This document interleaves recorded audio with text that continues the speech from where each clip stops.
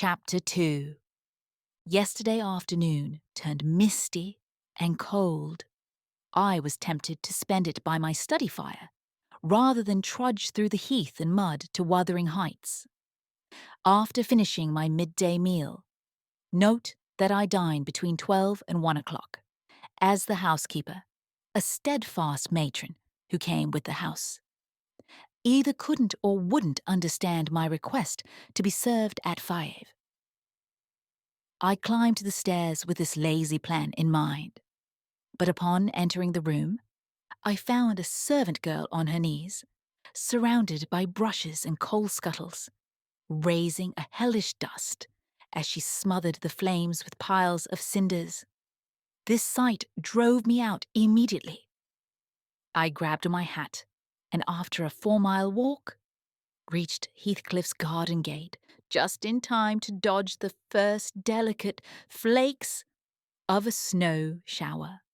On that desolate hilltop, the ground was hardened by a black frost, and the air sent shivers through every part of me. Unable to unfasten the chain, I vaulted over it and, sprinting up the stone path lined with scraggly gooseberry bushes, knocked fruitlessly for entry until my knuckles were sore and the dogs howled. Miserable inhabitants, I thought to myself. You deserve eternal isolation from humanity for your surly lack of hospitality. At the very least, I wouldn't keep my doors locked during the day. No matter, I would get in. Determined, I grabbed the latch and shook it with force. Joseph, with his sour expression, poked his head out from a round window in the barn. "What do you want?" he yelled. "The master's down in the fold. Go around the end of the barn if you want to speak to him." "Isn't there anyone inside who can open the door?" I shouted back. "Only the missus is in, and she won't open it even if you make a racket till nightfall." "Why not? Can't you tell her who I am, Joseph?" "Not a chance. I want nothing to do with it," he grumbled, his head disappearing. The snow started to fall heavily. I grabbed the handle to try again, and when a young man, coatless and carrying a pitchfork, appeared in the yard behind me. He signaled for me to follow, and after leading me through a washhouse and a paved area with a coal shed, pump, and pigeon coop, we finally reached the large, warm, inviting room where I had been welcomed before.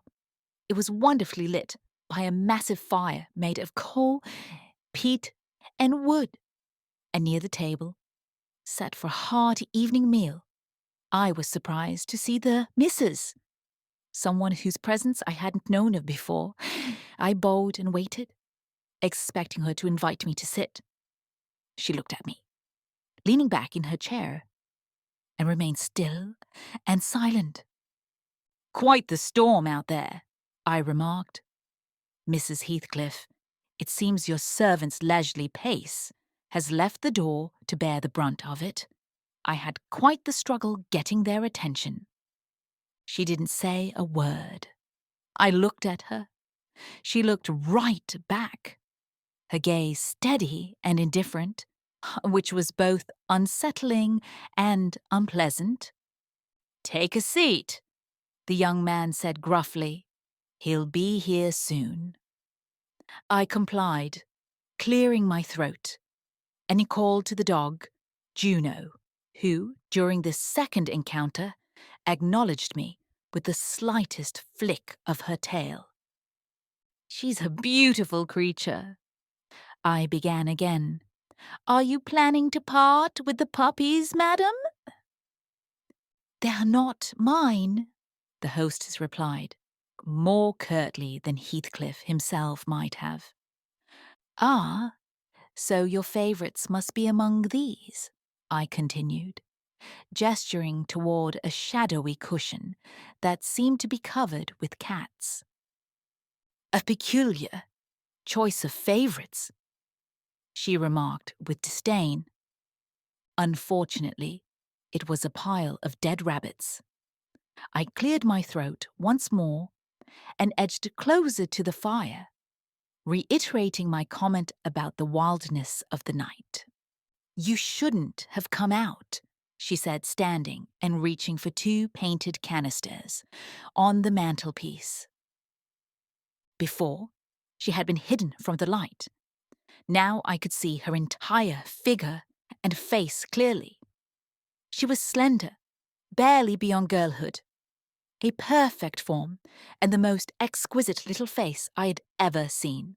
Small, delicate features, very fair, flaxen or rather golden, curls cascading loosely on her graceful neck, and eyes that, had they been warm in expression, would have been utterly captivating.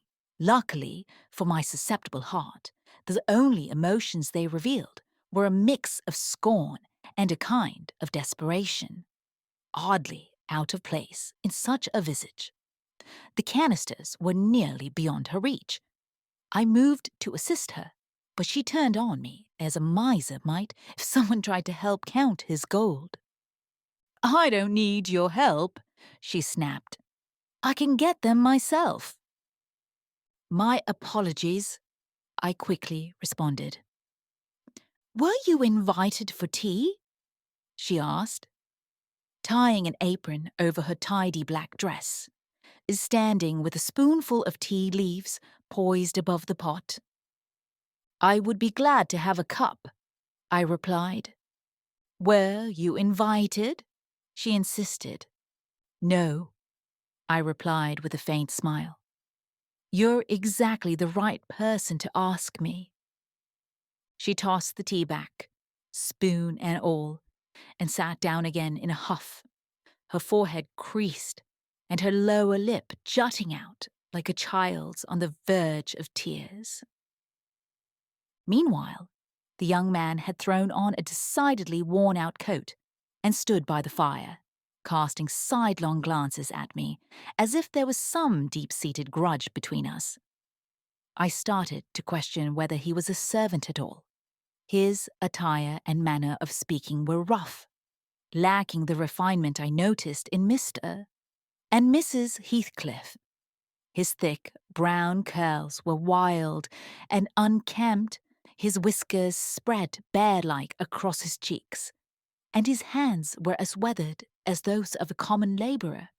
Yet his demeanour was free, almost proud, and he showed none of the attentiveness expected of a household servant. Lacking clear evidence of his status, I decided it was best to ignore his peculiar behaviour. And 5 minutes later, Heathcliff's arrival somewhat eased my discomfort.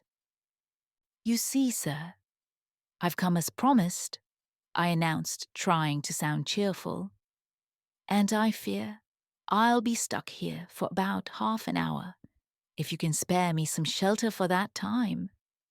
"Half an hour," he replied, shaking the snow from his clothes. "I'm surprised you chose the middle of a snowstorm for a walk. Are you aware you risk getting lost in the marshes?"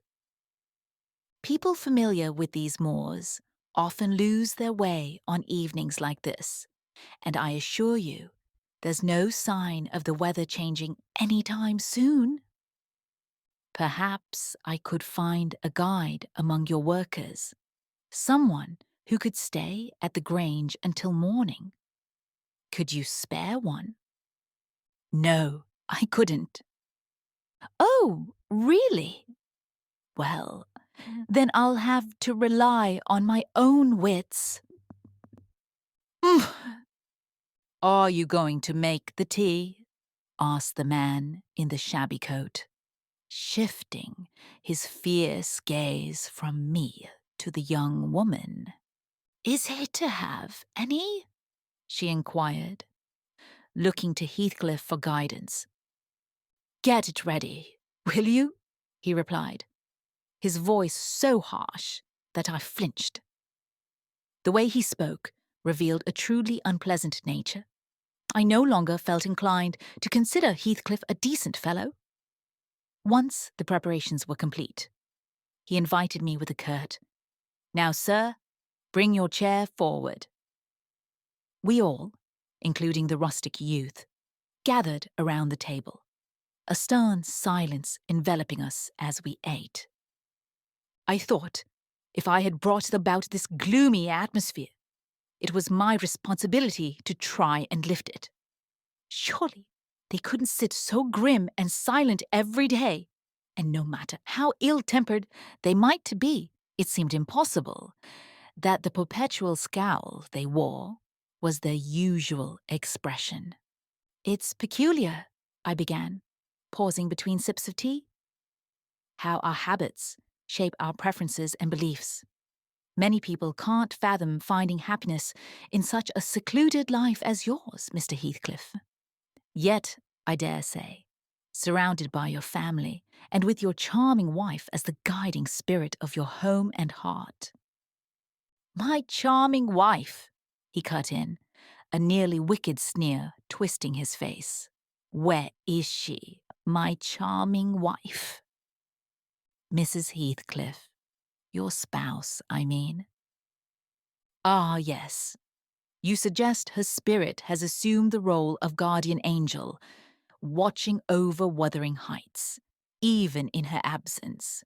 Is that what you mean?" Realizing my mistake, I tried to amend it. I should have noticed the significant age gap in between them, making it unlikely they were husband and wife. One was around 40, a time of mental clarity when men rarely entertain the illusion of being loved by young girls. That fantasy is usually reserved for our later years. The other didn't appear to be 17. Then it dawned on me. The man beside me, drinking tea from a basin and eating bread with unwashed hands, might be her husband, Heathcliff Jr., of course. Here is the consequence of being buried alive. She has settled for that brute out of sheer ignorance that better people existed. It's a sad situation. I must be careful not to make her regret her choice. This last thought might sound arrogant, but it wasn't. My neighbor struck me as nearly repulsive. I knew from experience that I was reasonably attractive. "Mrs. Heathcliff is my daughter-in-law." Heathcliff confirmed my suspicion. As he spoke, he cast a peculiar look in her direction, a look of hatred, unless his facial muscles are uniquely twisted, refusing to reveal the true language of his soul. "Ah, of course. I understand now. You are the fortunate owner of the benevolent fairy," I remarked, turning to my neighbor. This was even worse than before. The young man flushed crimson and clenched his fist, clearly contemplating an attack.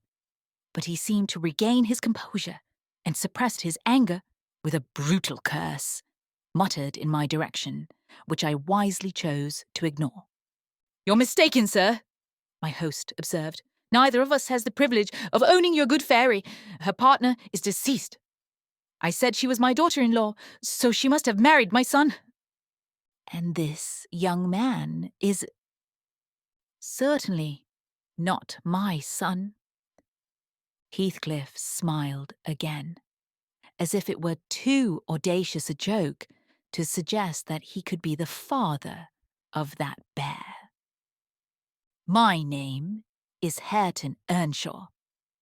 The other man growled, "and I'd advise you to show it some respect." "I haven't shown any disrespect," I replied, silently amused by the gravity with which he declared his identity. He locked his gaze on me longer than I was comfortable with, fearing I might either cuff his ears or let my laughter slip.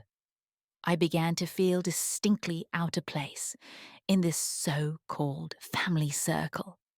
The oppressive spiritual atmosphere overwhelmed and more than negated the cozy physical comforts around me, prompting me to decide I'd be cautious about venturing under that roof a third time. Once the meal was over and no one engaged in any friendly conversation, I moved to a window to check the weather. What I saw was disheartening. Night descending prematurely, with the sky and hills merging in a bitter whirl of wind and suffocating snow. I don't think I can make it home now without a guide. I couldn't help but exclaim. The roads will already be buried, and even if they weren't, I could hardly see a step ahead. Hareton, drive those dozen sheep into the barn porch. They'll be buried if left in the fold all night. Put a plank in front of them, Heathcliff instructed. What am I supposed to do? I continued, my irritation rising. There was no answer to my question. When I glanced around, I saw only Joseph bringing in a pail of porridge for the dogs, and Mrs. Heathcliff leaning over the fire, amusing herself by burning a bundle of matches that had fallen from the mantel as she returned the tea canister to its place. After setting down his load, Joseph took a critical look around the room and rasped out in his cracked voice. I wonder how you can stand there doing nothing when everyone else is out. But you're a good-for-nothing, and it's pointless to talk. You'll never change your wicked ways. Just head straight to the devil like your mother before you. For a moment, I thought this tirade was aimed at me. And, sufficiently incensed, I moved towards the old scoundrel with the intent of kicking him out the door. Mrs. Heathcliff, however, stopped me with her response. You scandalous old hypocrite, she retorted. Aren't you afraid of being whisked away bodily every time you mention the devil's name? I warn you not to provoke me, or I'll request your abduction as a special favor.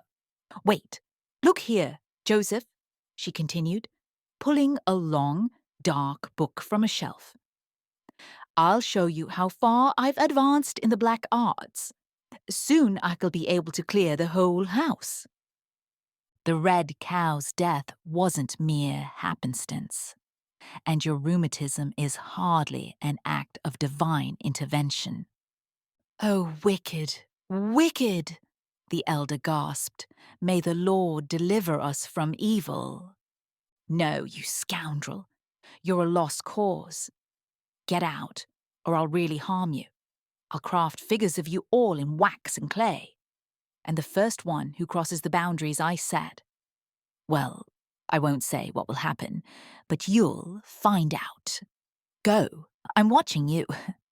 The young witch infused her beautiful eyes with a feigned malevolence, and Joseph, trembling with genuine fear, hurried away, muttering prayers and exclaiming wicked.